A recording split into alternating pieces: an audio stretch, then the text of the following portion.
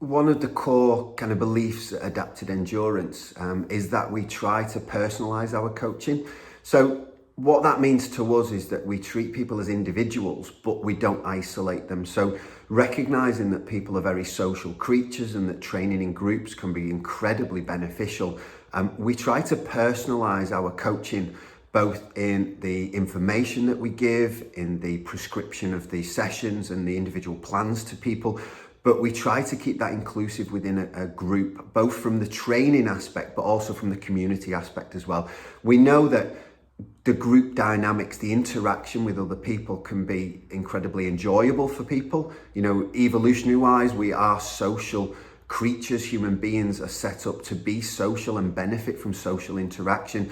It can increase people's motivation to train. Obviously, we've got the competition and the competitive elements that can help people to get a little bit more out of themselves. And so performance can be enhanced by group interaction. The problem with a group structure would be that nobody actually receives the exact type of training that will be beneficial to them. But by working as a team of coaches who come together to sort of coordinate our philosophies, our training prescriptions, and ultimately be very inclusive to the whole group, no matter which of the coaches a particular client is working with, we can adapt sessions and adapt training to almost allow everybody to take part. This is, particularly the case in our coach group bike sessions, where one particular group kind of training structure can be adapted in its minutiae in the Training Peaks plan to allow for what an individual actually needs. So we can be working on, say, LT1, which for most people we would probably see as lying anywhere between 75 and if somebody's incredibly well endurance trained, up to 80% of their FTP. And we would look at heart rate and we would examine how a session has gone.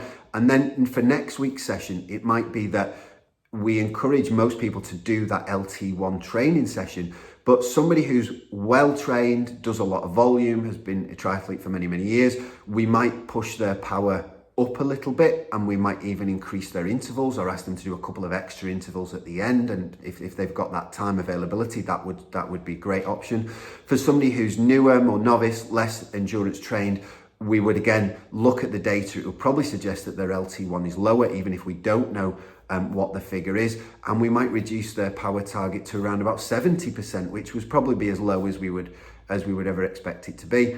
We would then analyze that, and again, the principles being that we don't want to overwork anybody. We don't want to give them an LT1 session but them end up working very close to LT2, which is changing the whole object of that, and they certainly will be more fatigued and they won't bounce back as well the week after. So although we might have a coached group LT1 bike session, we can edit some fine details to allow everybody to partake in the session together, and enjoy that, and enjoy the group interaction and the social side of it, but just get what they need from it without either overworking or underworking in that one session. And similarly, that could be done through most of the training that we do. So that's one of our core philosophies, really, is this personalized approach, managing people to get them the best results they can from the time and the availability that they have. And obviously that's the individual planning aspect, but we have group structure, we have set sessions and set philosophies and set things to work on at various times of the year, which will be appropriate to most of the clients until they go into a specific race build period. And so that's one of the key things I just wanted to get across in this short video, is how we use a personalized approach, which includes both an individual aspect and a group aspect, and how that can really help people flourish in triathlon. So although triathlon is an individual sport, at the end of the day, you don't have to do all your training alone.